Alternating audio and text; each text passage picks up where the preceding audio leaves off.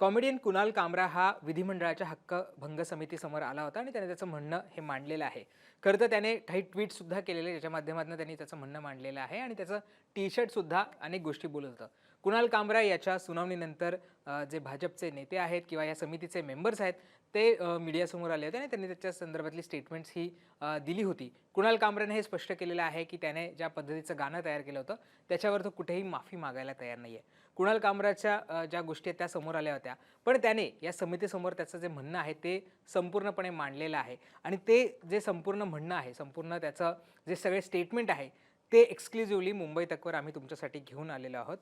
कुणाल कामराने त्याच्या बाजूनी काय बाजू मांडलेली आहे, त्याचं नेमकं काय म्हणणं आहे, त्याने गाणं का तयार केलं, कुठल्या गोष्टी त्याने या सगळ्यामधनं सांगितलेल्या आहेत आणि कशा पद्धतीनं बाळासाहेब ठाकरे यांचं चित्र दाखवूनच त्याने थेट एकनाथ शिंदे यांच्यावर पुन्हा एकदा हल्लाबोल केलेला आहे किंवा त्यांनाच या सगळ्याच्या माध्यमातून उत्तर दिलेलं आहे. आता बाळासाहेब ठाकरे यांचं कुठलं व्यंगचित्र कुणाल कामरा याने त्याच्या सुनावणी दरम्यान किंवा त्याचं म्हणणं आहे त्याच्यामार्फत मांडलेलं आहे, हे सगळं आपल्याला समजावून घ्यायचं आहे. पण काही पॉईंट्स त्यांनी या सगळ्या समितीसमोर मांडलेले आहेत. त्याचे मुद्दे त्यांनी क्लिअर करायचा प्रयत्न केलेला आहे.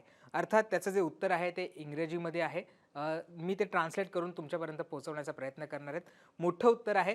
बऱ्याच गोष्टी त्याने याच्यामध्ये सांगितल्या, त्यामुळे वन बाय वन म्हणजे एकामागे एक आपण ते सगळं समजावून घेऊया. याच्यामधला महत्त्वाचा मुद्दा त्याने मांडलेला आहे. त्याचं म्हणणं आहे की इसेन्शियल ज्युरिडिक्शन रिक्वायरमेंट्स म्हणजे याच्यामध्ये ज्या ऑथॉरिटीकडे आहे की ज्या परिक्षेत्रामध्ये ह्या गोष्टी घडल्या पाहिजे त्याच्यामधलं हे नाही आहे. ज्या पद्धतीचा माझ्यावर आरोप करण्यात आलेला आहे त्याचं ज्युरिडिक्शन हे काही विधिमंडळ नाही आहे असं सुद्धा त्याने म्हटलेलं आहे. त्याचं म्हणणं आहे in order to allege a breach of privilege it is necessary to establish that the conduct speech performance in question relates to the conduct of the member in his capacity as a member of the house and must be based upon the actual transaction of the business of house and cause an actual impediment to the function of the house. म्हणजे त्याचं म्हणणं आहे की जे म्हटलं जातं आहे की या सगळ्याचा भंग झालेला आहे म्हणजे एकनाथ शिंदे किंवा या विधिमंडळाचा भंग झालेला आहे तर त्याच्यासाठी एक ज्युरिडिक्शन सेट केलेलं आहे. त्याच्यामध्ये हे बघणं महत्त्वाचं आहे की जी गोष्ट घडलेली आहे ती खरंच या सगळ्या भागामध्ये घडलेली आहे का, हे त्याच्यामुळे खरंच जे विधिमंडळाचं काम आहे किंवा सभागृहाचं काम आहे ते त्याच्यामध्ये काही अडथळे आहेत का, हे समजावून घेणं महत्त्वाचं आहे. पण याच्यामध्ये कुठेही माझ्या गाण्यामुळे किंवा मी जे परफॉर्मन्स केला त्याच्यामुळे कुठेही या कामकाजामध्ये अडथळे येत नाहीत किंवा ह्या सगळ्या सभागृहाचा किंवा या सगळ्या कामकाजाचा तो भाग आहे असं कुठेही हे नाही आहे. पुढे त्यांनी मुद्दा काय मांडलेला आहे त्याचं म्हणणं आहे my parody was not about mister Shinde and his capacity as a member of this house. म्हणजे माझं जे गाणं होतं किंवा मी जे व्यंग केलं ते काही एकनाथ शिंदे यांच्याबद्दल नव्हतं किंवा त्यांच्या कुठल्याही अधिकार क्षेत्रामध्ये ते काही येत नाही. त्याचं म्हणणं आहे further my comedy show and the parody of Bholi Si Surat in particular had nothing to do with present Maharashtra assembly. म्हणजे मी जे गाणं तयार केलं होतं भोलीसी सुरत त्याचा आणि या असेंब्लीचा या सभागृहाचा कुठलाही संबंध नाही आहे असं त्यांनी म्हटलेलं आहे. Nor did it have anything to do with mister Shinde in his capacity as a member of this house. म्हणजे एकनाथ शिंदे यांच्याशी सुद्धा ते काही संदर्भात नाही आहे किंवा त्यामुळे कुठल्याही एकनाथ शिंदे यांच्या कुठल्याही गोष्टीचा भंग होत नाही असं सुद्धा त्यांनी याच्यामध्ये म्हटलेलं आहे. The parody related to split between a political party that is the Shiv Sena and persons who were member of the erstwhile Maharashtra assembly. म्हणजे जे व्यंग केलं होतं, जी पॅरडी केली होती ती कशाबद्दल होती तर ती एका पॉलिटिकल पार्टीबद्दल होती म्हणजे शिवसेनेबद्दल होती आणि त्याच्यामध्ये झालेल्या स्प्लिटबद्दल म्हणजे त्याच्यामध्ये झालेली जी विभागणी होती त्याच्याबद्दल होती. आणि जे पूर्वीचं जे असेंब्ली होतं म्हणजे या पूर्वीची जे असेंब्ली होतं त्याच्या संदर्भातल्या त्याच्या मेंबर्सच्या संदर्भातली ती पॅरडी होती असं सुद्धा त्यांनी याच्यामध्ये म्हटलेलं आहे. And admittedly relate to political event of 2022 म्हणजे 2022च्या इव्हेंटबद्दल हे जे काही मी पॅरडी केली होती ती होती.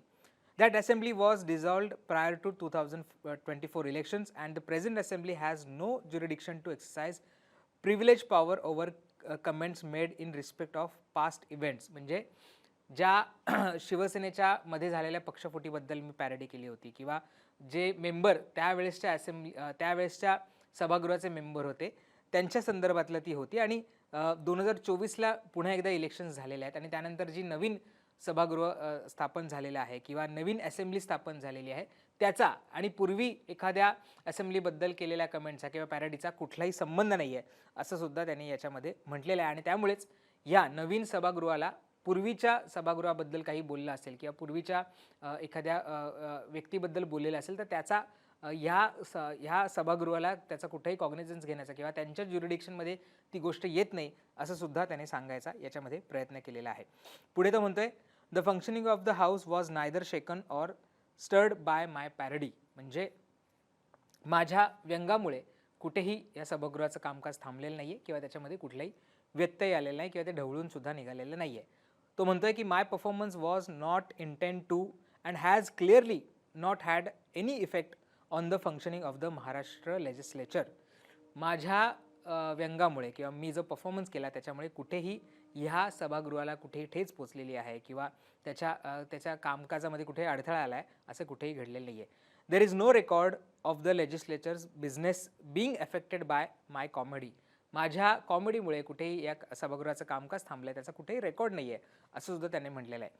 None of the notice I have been issued have provided any evidence of such effect.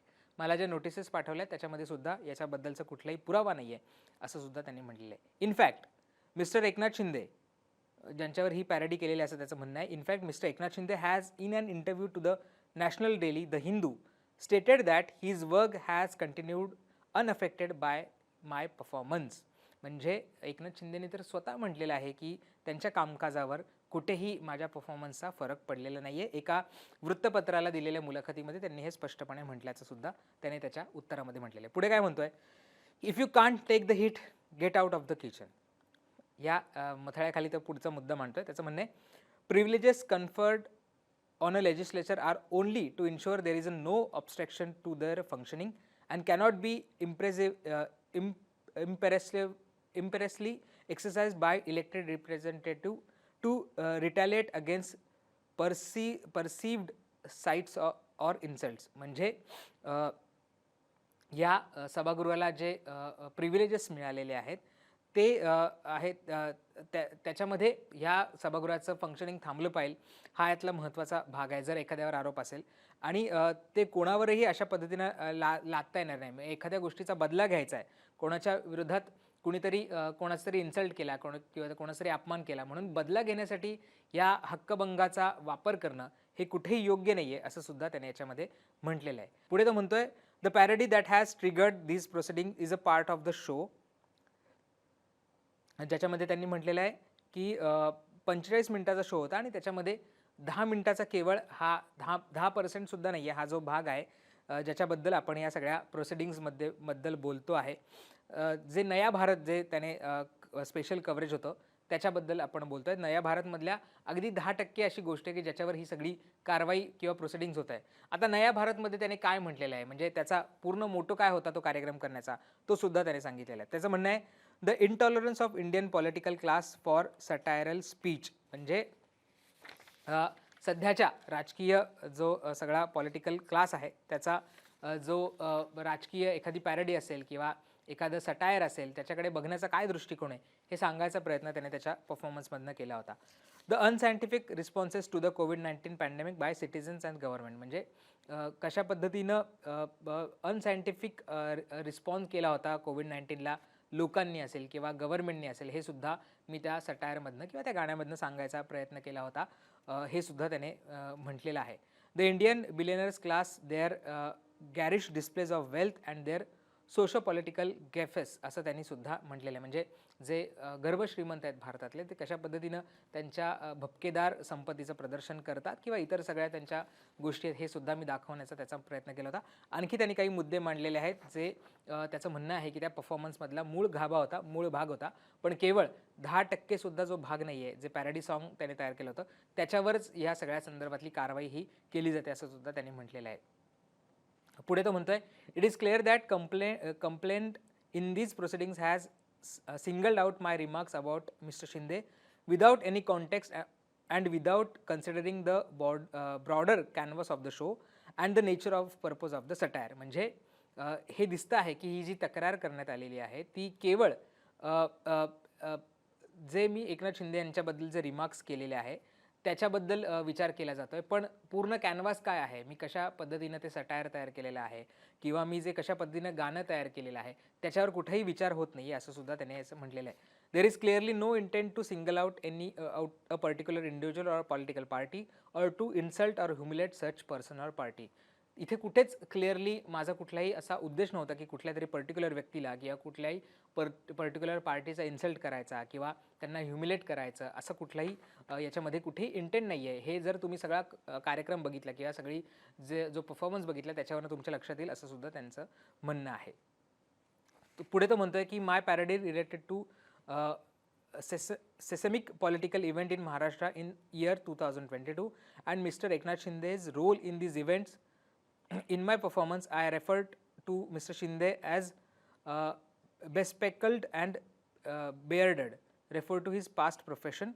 In my performance, I also described Mr. Shinde's action in 2022 as that of Gaddar, an expression of my opinion held in a good faith, and significantly a term that many other prominent public personalities, including political leader occupying high offices, have used to describe him. आता तो म्हणतोय की मी जी parody केलेली आहे ती 2022चा एक जी घटना घडली होती त्याच्या संदर्भातली आहे आणि एकनाथ शिंदेचा रोल त्या सगळ्यामध्ये होता त्याच्याबद्दल बोलण्यात आलेलं आहे. आता मी एकनाथ शिंदेचा जो उल्लेख तुम्ही म्हणताय की गद्दार केलेला आहे किंवा वेगळ्या पद्धतीने केलेला आहे त्याच्याबद्दल याच्या आधी सुद्धा अनेक नेत्यांनी त्याबद्दलचं वक्तव्य केले आहे किंवा ती टर्म वापरलेली आहे ज्याच्यामध्ये अनेक पॉलिटिकल लीडर सुद्धा आहे असं सुद्धा त्याने याच्यामध्ये म्हटलेलं आहे. आता तो पुढे काय म्हणतोय, as I have pointed out in my reply to your notice, prominent instances including the late Mr. Ajit Pawar and the former Chief Minister Mr. Uddhav Thackeray. म्हणजे अजित पवार आणि उद्धव ठाकरेंनी सुद्धा एकनाथ शिंदे यांचा त्या पद्धतीचा उल्लेख केला आहे हे सुद्धा इथे नमूद करणं महत्त्वाचं आहे असं सुद्धा त्याने म्हटलेलं आहे. They have used the identical term while referring to Mr. Shinde's action in relation to the split in the Shiv Sena party.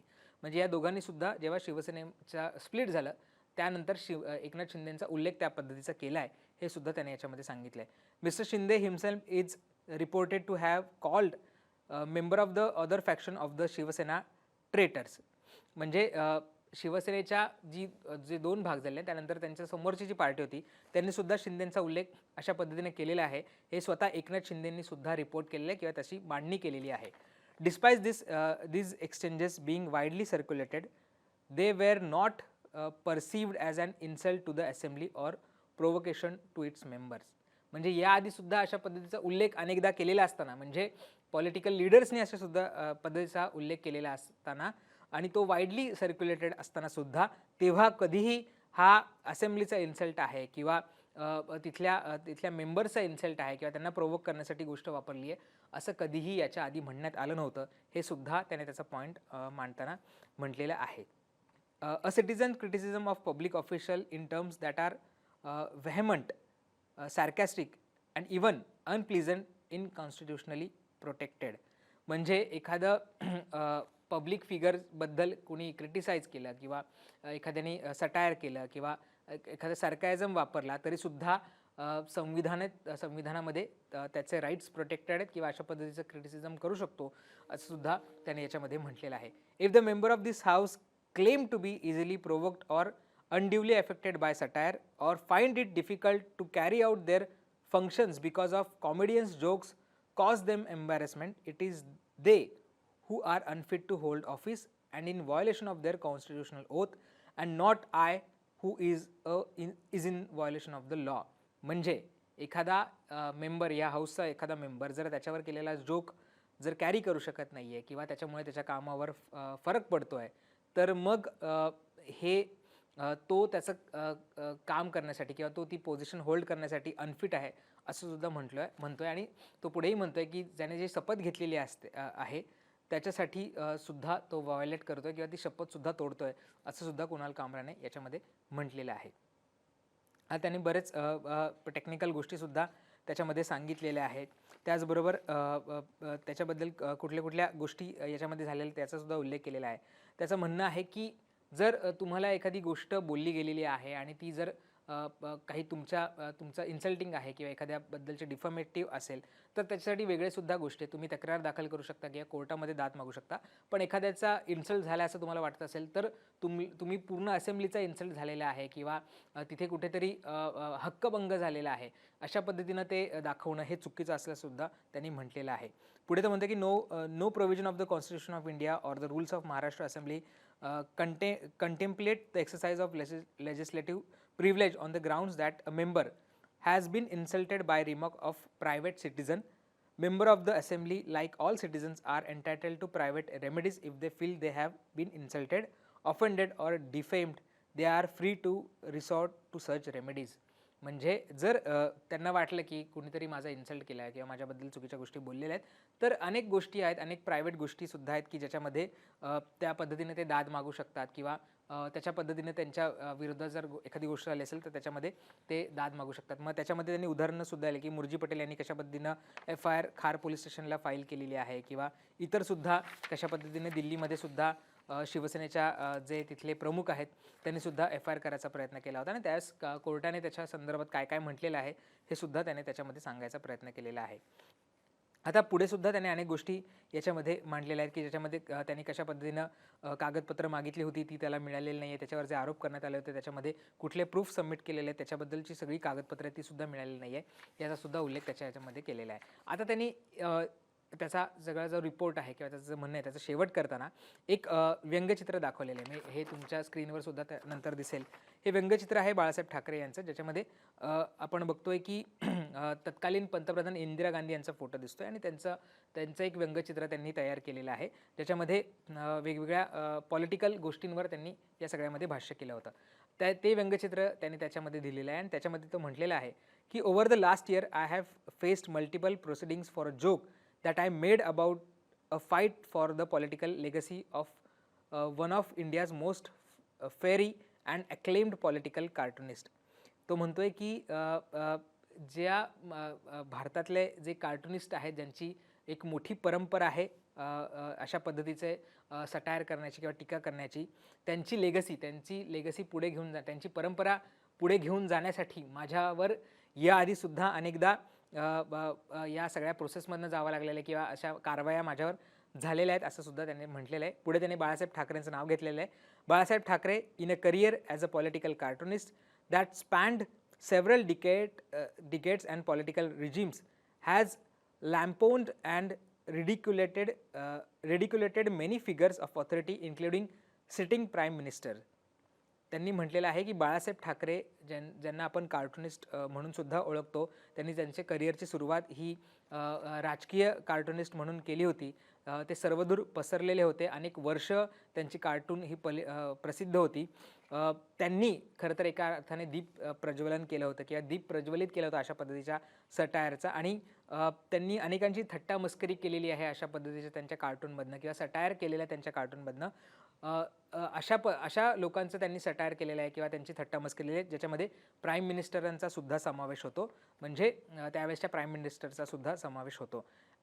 कंसात त्याने म्हटलं आहे and never faced action for Breach of privilege. म्हणजे त्यांनी प्राईम मिनिस्टर यांच्यावर सुद्धा अशा पद्धतीचं बाळासाहेबांनी कार्टून केलेलं असताना सुद्धा त्यांच्यावर कधीही अशा पद्धतीनं हक्कभंग समितीसमोर जाण्याची वेळ आली नाही किंवा त्यांच्यावर ब्रीच ऑफ प्रिव्हिलेज ची ॲक्शन कधीही त्यांना सामोरं जावं लागलेलं नाही आहे. Political satire has been foundation of a very political ideology that mister Shinde claims to be the successor of. आता इथे त्यांनी शिंदेंना नाव घेतलेलं आहे. Political satire has been foundation of very political ideology. म्हणजे एकनाथ शिंदे जी आयडिओलॉजी सांगतात किंवा ज्या बाळासाहेबांचा वारसा एकनाथ शिंदे सांगतात त्यांचं मूळ किंवा त्यांचं फाउंडेशनच हे पॉलिटिकल सटायरने सुरू झालेलं आहे. म्हणजे व्यंगात्मक टीका करणं किंवा राजकीय टीका करणं, राजकीय व्यंग दाखवून देणं, पॉलिटिकल सटायर करणं याच्यामधनंच या सगळ्या पार्टीची सुरुवात झालेली आहे किंवा ह्या पार्टीचा जो विचार आहे याची आयडिओलॉजी आहे ती या माध्यमातूनच सुरू झाल्याचं सुद्धा त्यांनी सांगायचा प्रयत्न केलेला आहे. आणि एकनाथ शिंदे बाळासाहेबांची सांगतात की आम्ही बाळासाहेबांचे विचार पुढे घेऊन जाणार आहोत किंवा त्यांची लेगसी पुढे घेऊन जाणार आहोत.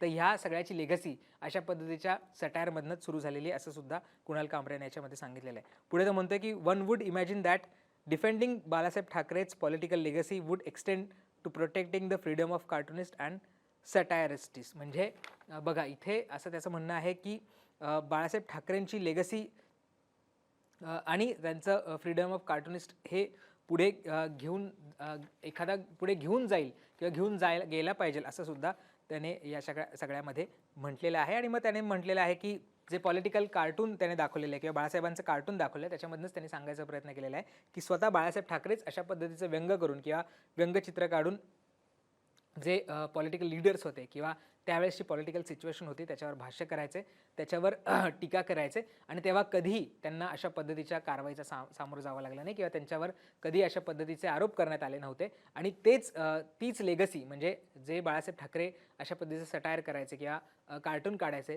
त्यांचीच लेगसी आम्ही पुढे घेऊन जातोय, त्याच बाळासाहेबांचे विचार आम्ही पुढे घेऊन जातोय तसं एकनाथ शिंदे सांगतायत आणि तेच अशा पद्धतीचं कारवाई करतायत असं सुद्धा एक विरोधाभास दाखवायचा प्रयत्न हा इथे कुणाल कामराने त्याच्या उत्तरामध्ये केलेला आहे. त्यामुळे बघणं महत्त्वाचं असणार आहे की पुढच्या प्रोसिडिंगमध्ये काय होतं.